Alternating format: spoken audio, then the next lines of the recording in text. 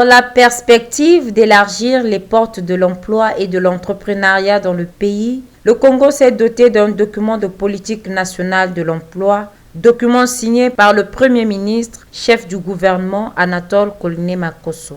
Le gouvernement garantit une bonne organisation entre les concours du pays et ceux des partenaires technologiques et financiers. L'accomplissement des priorités de ce projet sera de mise avec l'appui des partenaires parmi lesquels l'Organisation internationale du travail. Les partenaires sociaux qui se sont pleinement investis dans l'élaboration et la mise en place du PPTD 2023-2026 pour la République du Congo sont, une fois de plus, invités à renforcer leur collaboration pour la mise en œuvre effective de ce programme.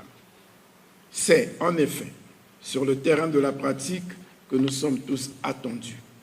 Si le gouvernement a d'ores et déjà fait un grand pas en allouant une ligne budgétaire à la mise en œuvre du PPTD, il n'en demeure pas moins que l'ensemble des mandants tripartites doit se mobiliser, se mettre résolument en ordre de bataille à l'effet de vaincre tous les défis liés à la mise en œuvre effective du PPTD 2023-2026 pour la République du Congo, pour le bien-être du plus grand nombre de nos compatriotes.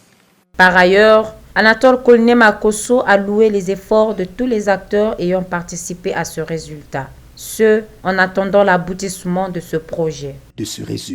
C'est ici l'occasion de saluer, une fois encore, les efforts des mandants tripartites et de remercier, au nom du gouvernement et du président de la République, son Excellence Denis Sassou Nguesso, le directeur général de l'OIT, pour son appui et ses engagements constants qui ont contribué à l'élaboration et à la signature du présent PPTD.